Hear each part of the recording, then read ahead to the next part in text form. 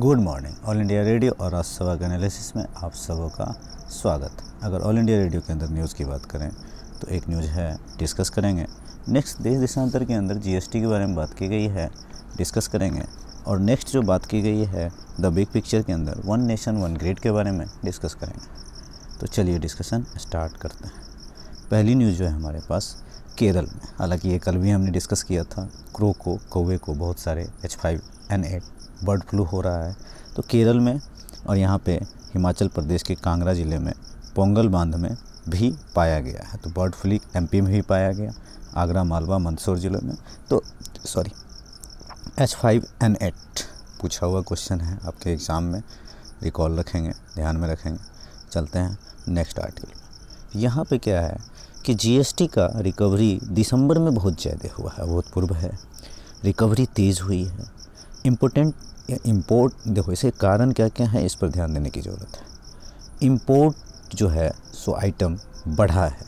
डिरविक scheme आपको याद होगा, गवर्नमेंट का लॉन्च किया हुआ।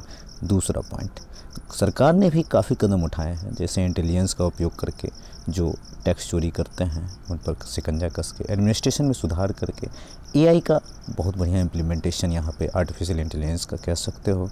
तीसरा पॉइंट यहाँ पर क्या है, फास्टैग के साथ जो है सो इसको मॉनिटर किया जा रहा है। पांचवा पॉइंट, यहाँ पर फेस्टिवल कुछ दिन पहले था, लेकिन फेस्टिवल के बाद ये उछाल आया है। रजिस्ट्रेशन बहुत लोगों के पास जो है, एक्चुअल में रजिस्ट्रेशन नहीं, एक सेकेंड, ई कॉमर्स मार्केट में 65% की बढ़ोतरी हुई है। कितना? 65% की। तो ये भी देखने को मिला है। फाइनेंशियल सेविंग लोगों का बढ़ा है।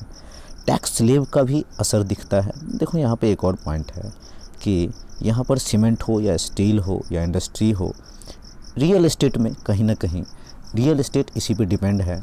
तो आने वाला बजट जो है इसके सीख लेकर के, और जब भी अगर टैक्स ज़्यादा होता है तो गवर्नमेंट इसके अनुसार बजट बनती है। टूरिस्ट सेक्टर हो, सर्विस सेक्टर हो, जो हाउसिंग सेक्टर हो, धीरे धीरे बढ़ता जा रहा है। हाँ, एक बात है, नॉर्थ ईस्ट सेक्टर या पहाड़ी सेक्टर या J&K सेक्टर, मतलब जम्मू कश्मीर या अरुणाचल प्रदेश, जम्मू कश्मीर और अरुणाचल प्रदेश, इन दो जगह पर 22% की कमी देखने को मिली है। यहाँ तक कि यूटी में, दमन व दीव में भी। यहाँ पर क्या होता है, लोकल चीज़ें बनती हैं और उनमें उसका मार्केट बढ़िया से नहीं हो पा रहा है, ये दिक्कत है। तो यहाँ पे बात की जाए तो जीएसटी की बहुत आलोचना की जा रही थी, तो धीरे धीरे ये बढ़ता जा रहा है। नए नए रिकॉर्ड और बनेंगे, मोमेंटम और पकड़ेगा। जैसे पेट्रोल में हमने पेट्रोल और लीकर दोनों को छोड़कर सभी को शामिल किया, मतलब बाकी सारे जीएसटी के अंदर आते हैं। पेट्रोल लीकर अभी भी नहीं आता है, जबकि पेट्रोल और लीकर जो है सो 6% के आसपास टैक्स में देता है। देखो, वैल्यू एडिशन चेन जो सबको जोड़ता है, जीएसटी तो वही है ना। तो सिमेट्रिक रिफॉर्म अगर हुआ भी है कहीं ना कहीं, तभी तो इतना बढ़िया कलेक्शन हुआ है। चलते हैं नेक्स्ट आर्टिकल पे। वन नेशन वन ग्रिड के बारे में बात की गई है। आपको पता है 450 किलोमीटर, ये कोच्चि से मैंगलुरु, केरला और कर्नाटक, 2 दिन से हम डिस्कस कर रहे हैं। एक समान टैरिफ लगे, ये असल में है क्या वन नेशन वन ग्रिड? असल में कोच्चि से यहाँ पर मैंगलुरु पाइपलाइन बिछाया गया है। इस पाइपलाइन के जरिए घर में गैस दिया जाएगा। जैसे सिलेंडर होता है, तो सिलेंडर पहले ट्रांसपोर्ट से कहाँ आता है, ट्रांसपोर्ट से जो है सो गैस गोदाम पहुंचता है, गैस गोदाम से फिर या तो वेंडर पहुंचाता है या फिर बाइक वगैरह से लाने जाते हैं।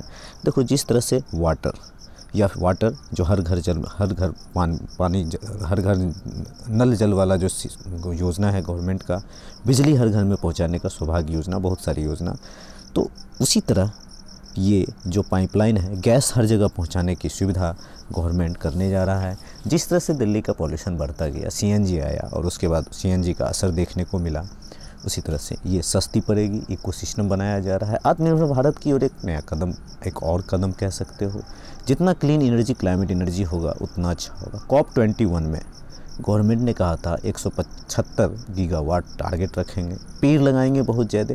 देखो, इस गैस ग्रिड में क्या होता है, ऑफ स्ट्रीम सेक्टर होता है, मतलब ऑफ स्ट्रीम होता है, मतलब जहाँ से गैस निकाली जाती है, और इंपोर्ट भी कुछ किया जाता है, वो ऑफ स्ट्रीम सेक्टर के अंदर आता है। उसके बाद मेन पाइपलाइन होती है, जो जहाँ जहाँ जाल बनता है पहुँचता है, और डाउन स्ट्रीम कनेक्टिविटी होती है, यहाँ पर हर घर तक पहुँचे। एक चैलेंजेस भी हैं, चुनौती भी है, आप इसको ध्यान में रख सकते हो। पॉपुलेशन बढ़ता जा रहा है, तो पॉपुलेशन बढ़ने के कारण और भी जगह तक पहुंचाना होगा। नेक्स्ट क्लाइमेट एनर्जी के अंदर इलेक्ट्रिक पावर व्हीकल हो या एथेनॉल ब्लेंडिंग की बात हो या एलईडी बल्ब की बात हो, यहाँ पर कन्वेंशनल रिसोर्सेज को की बात हो, तो ये आप पॉइंट्स कुछ देख सकते हो।